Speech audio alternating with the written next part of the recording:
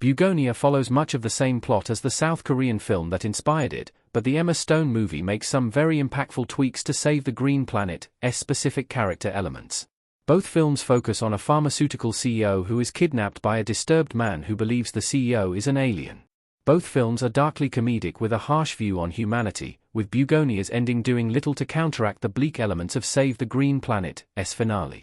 However, the differences in Bugonia introduce some unique shades to the film that the original sci-fi satire lacked. Save the Green Planet has Kang, Bugonia has Michelle.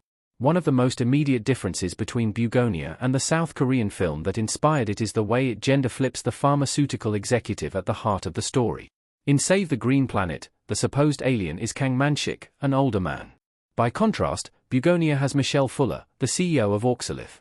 This difference introduces layers of subtext to Bugonia that are absent from Save the Green Planet, as the imagery of two conspiracy-minded men kidnapping a powerful woman of industry is brought up by Michelle during the narrative.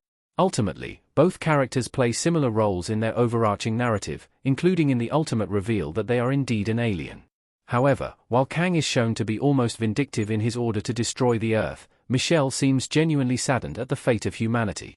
This plays into the film's separate depictions of the alien races.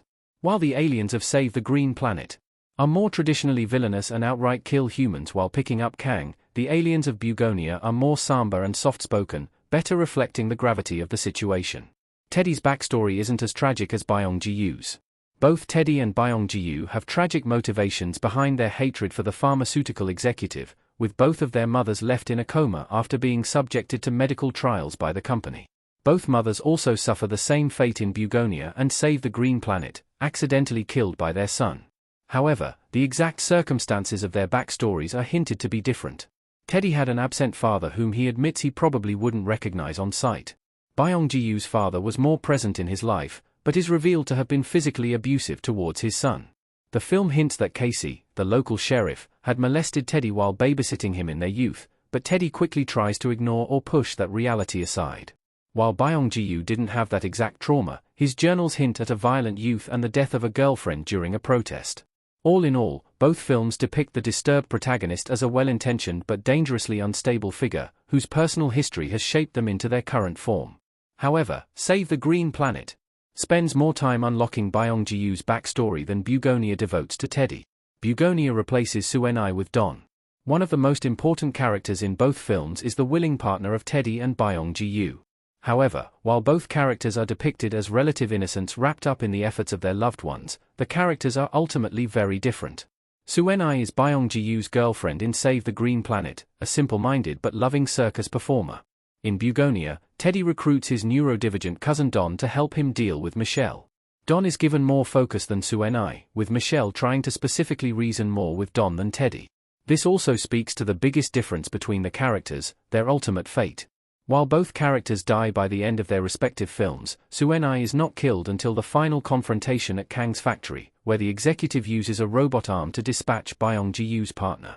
Don doesn't last that long in Bugonia. When Michelle is able to get through to Don, he gives in to despair and turns his gun on himself, taking his own life in front of her. This sets up the more frantic third act of Bugonia, while giving Teddy more reasons to mistrust Michelle. The police officer suffers a different fate. The police are a more present element in Save the Green Planet than in Bugonia, but things go very poorly for them both in their respective films. In Save the Green Planet, the investigation searching for Kang involves multiple officers, as well as the chief of police. In Bugonia, there's only one notable law enforcement character. Casey is the local sheriff, who comes to Teddy partly to see if he's heard anything related to Michelle, but mainly to apologize for his own misdeeds from their youth. Casey ends up stumbling into the case, getting himself killed. While one of the detectives is killed in Save the Green Planet by Byung-ji-woo, covering him in honey and unleashing bees against him, Casey is only stunned by the bees that Teddy lets loose against him. Instead, Casey is killed directly by Teddy, who beats him to death. The officers play a more important role in the original South Korean film than the police do in Bugonia. This means they are also present when Kang's alien compatriots arrive to take him back to space, leading to their on-screen deaths long before the rest of humanity. Byung-ji-woo is crueler to Kang than Teddy is to Michelle. In both Bugonia and Save the Green Planet, the human captors subject their prisoners to all sorts of painful procedures to determine if they are aliens. However, while Teddy is dangerous and prone to outbursts, his treatment of the aliens differs from Byung-Ji-Woo's harsher actions. While Teddy subjects Michelle to brutal tests, including some very serious electroshock tactics, Byung-Ji-Woo goes as far as to practically crucify Kang in a bid to force out a confession.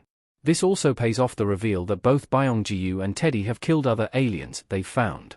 Even there, Bugonia isn't as horrifying as Save the Green Planet. While Teddy has captured and dissected multiple people, they are all seemingly connected to his investigation.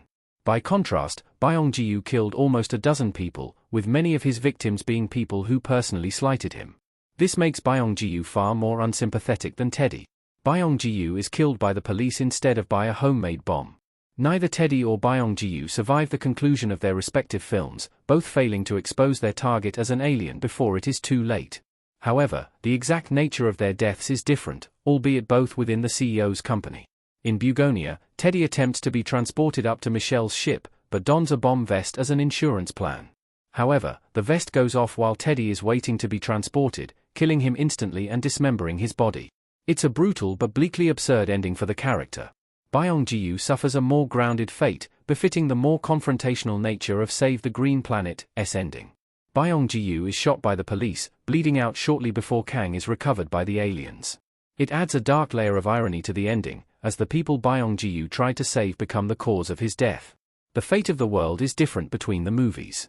In both Bugonia and Save the Green Planet, the alien emperor decides that humanity is a failure and orders the destruction of the species. However, the exact nature of that catastrophe is changed between versions, speaking to the ultimate difference between Kang and Michelle. In Save the Green Planet, Kang contemptuously decides that Earth is a